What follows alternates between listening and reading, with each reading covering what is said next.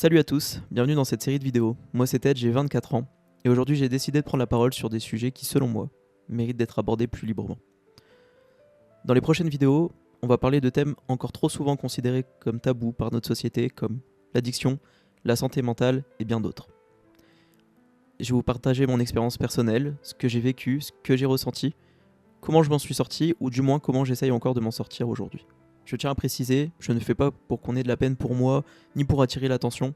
Je le fais parce que je sais que d'autres personnes vivent des choses similaires, souvent dans le silence, et que parfois entendre une histoire vraie, ça peut faire un peu de bien. Ce ne sera pas une série de vidéos parfaites. Vous pourrez souvent me voir regarder mon écran parce que j'ai préféré préparer un texte à l'avance pour être sûr de ne rien oublier et de faire ça de la manière la plus propre possible. Donc il y aura sûrement des hésitations ou des silences, mais ce sera sincère. Et si ça peut parler ne serait-ce qu'à une seule personne, ce sera déjà énorme pour moi. Tout a commencé vraiment par hasard en 2019. C'était juste un petit joint pendant un anniversaire, histoire de faire comme les autres. C'était juste pour tester, et je me suis dit, comme beaucoup, tu vois, j'ai pas trop réfléchi. Puis en 2020, j'ai vécu une séparation assez difficile après 3 ans de relation.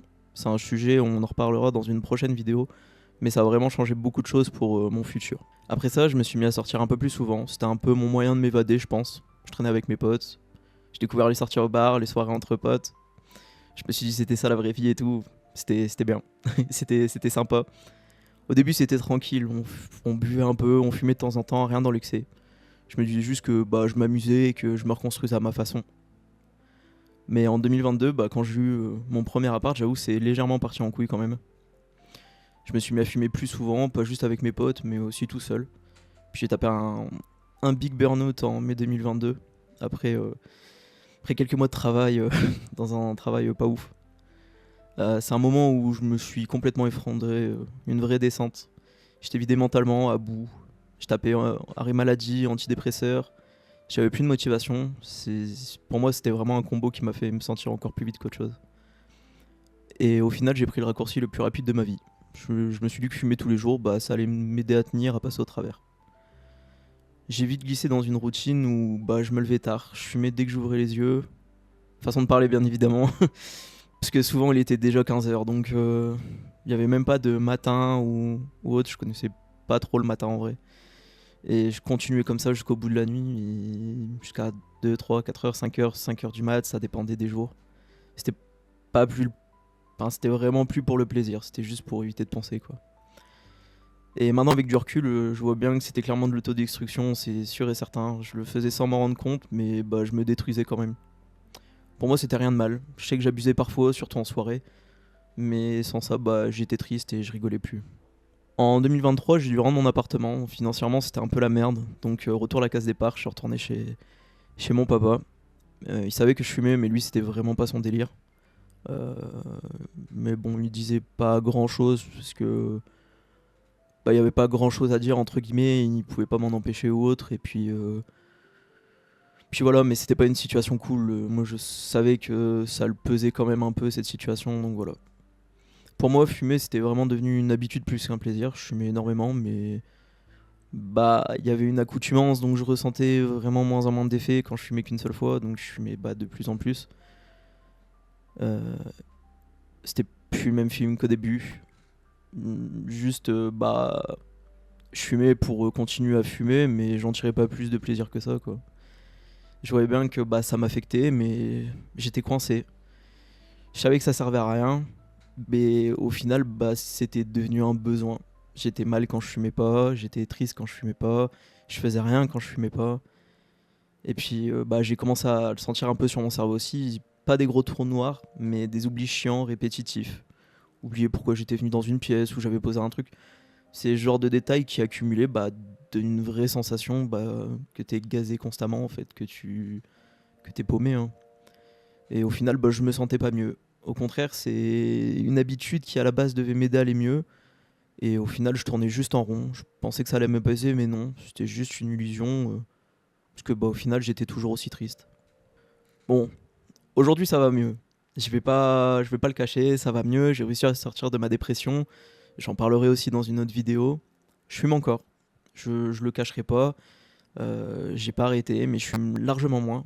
Et surtout maintenant, je fume vraiment par plaisir. Pas parce que j'en ressens le besoin, pas parce que je suis triste et que je sais pas comment gérer ma tristesse ou autre. Juste des fois, bah, c'est un plaisir, comme boire une bière en terrasse. C'est différent, c'est pas le même concept, c'est pas le même principe. Je sais qu'il y a des gens qui comprendront pas ce truc-là de dire bah ça reste un plaisir, parce que ça reste entre guillemets illégal, et je peux comprendre cette manière de penser.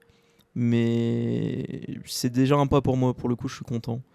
Parce qu'au final, bah, j'ai repris le contrôle, tu vois, je me sens plus clair dans ma tête. Je retrouve aussi la mémoire sur le court terme. C'est pas quand vous arrêtez de fumer, clairement, vous retrouvez la mémoire, hein. Enfin, vous retrouvez pas la mémoire complètement comme ça d'un coup en claquement des doigts. Mais ça revient, ça refonctionne mieux en tout cas. Parce que moi, je sais comment je fonctionne, je connais mes limites et maintenant, je fais en sorte de pas les dépasser. Ça reste fragile, ça c'est clair et net, hein. Il y a des jours où je vais potentiellement retomber ou autre, mais c'est clairement mieux qu'avant. Euh, c'est pas rose, j'ai pas les réponses à tout, mais j'avance et surtout je fais pas entre guillemets, je cache pas ces trucs-là. Enfin, ce que je veux dire, c'est que je me les cache pas à moi-même. Je reste honnête avec moi-même et pour le coup, pour moi, ça change tout. Bon, la team, je vais changer un peu le ton pour la fin. Je voulais à la base écrire quelque chose de propre pour la conclusion, mais bah au final, j'ai préféré parler entre guillemets à cœur ouvert. Vous vous doutez bien, j'ai omis plein de détails pour pas trop rentrer dans ma vie perso, mais bon, vous avez eu le plus gros de l'histoire. Et puis certaines choses sont des sujets pour des prochaines vidéos, alors j'essaye un peu de garder tout ça de côté. Je tenais à rajouter ce passage qui pour moi est le plus important de la vidéo. Peu importe où vous en êtes aujourd'hui, peu importe à quel point vous avez l'impression que c'est compliqué et que vous êtes coincé, juste n'oubliez pas, vous n'êtes pas seul. Ce que vous ressentez, d'autres l'ont ressenti, ce que vous vivez, d'autres l'ont traversé. Et même si chaque personne a une histoire différente, le fait de se sentir perdu ou d'avoir l'impression qu'on s'en sortira jamais, on est beaucoup à l'avoir connu. Je suis pas là pour vous donner des leçons ou vous faire la morale, euh, ni pour vous donner des ordres ou autres, mais je partage tout ça aujourd'hui. C'est juste pour que vous sachiez que bah, parler, se confier, mettre des mots sur ce qu'on vit, c'est déjà un pas énorme. Et parler de ces sujets, c'est loin d'être une honte, que ce soit vis-à-vis des psychologues, que ce soit vis-à-vis de vos médecins ou de votre famille. Je sais que vous êtes beaucoup à avoir peur de la réaction des gens qui peuvent avoir vis-à-vis d'une addiction. Et quand on parle d'addiction, en général, c'est jamais un mot qui soit léger. Mais sincèrement, parler, ça fait du bien. Ne vous enfermez pas dans votre bulle, c'est pire qu'autre chose. Vous allez taper une descente mais monstrueuse vers l'enfer. Et je l'ai compris à mes dépens, mais ça restera toujours la meilleure solution à faire, de parler et de ne pas s'enfermer. Merci à tous d'avoir regardé cette vidéo. Elle était très courte, mais c'était un passage qui, j'estime, était nécessaire pour la suite des choses. C'était histoire de mettre un peu de contexte, entre guillemets. J'espère sincèrement que cette vidéo pourra vous parler ou alors qu'elle vous apportera un peu de recul si vous traversez quelque chose de similaire. Si vous avez besoin de soutien, vraiment, les commentaires sont là pour ça. N'hésitez pas, balancez ce que vous avez sur le cœur. Si vous êtes triste, que vous êtes perdu un peu dans votre vie ou que vous avez besoin de conseils, entre guillemets. Je serai peut-être pas le meilleur pour vous donner des conseils, mais je ferai mon maximum pour essayer au moins de vous orienter vers les personnes, comment dire, les bonnes personnes pour ça. Et surtout pour essayer au moins un peu de vous réconforter. On est là pour avancer ensemble, on est là pour échanger et surtout sans jugement. C'est le plus important. Si ce genre de contenu vous intéresse, j'ai prévu une petite série de vidéos qui traitera d'autres sujets, comme la santé mentale, ou encore le deuil des relations amoureuses, qui seront des sujets, je pense, un peu plus compliqués que pour ça, un peu plus compliqués que ce sujet-là. J'ai préféré commencer par l'addiction, parce que pour moi c'est un des sujets, entre guillemets, des plus simples. Je vais dire que c'est pas... je vais pas dire que c'est un sujet qui m'a pas affecté personnellement, parce que si je vous raconte ça, c'est que oui, ça m'a affecté personnellement. Mais c'en est un sur lequel je m'en suis mieux sorti, entre guillemets. Et si je suis là pour vous en parler aujourd'hui, c'est que ça va mieux. Donc voilà. J'espère en tout cas que cette vidéo vous aura plu, que ma petite histoire aura pu vous aider. Sur ce, prenez soin de vous, vraiment. On se retrouve très bientôt. À la prochaine. Ciao.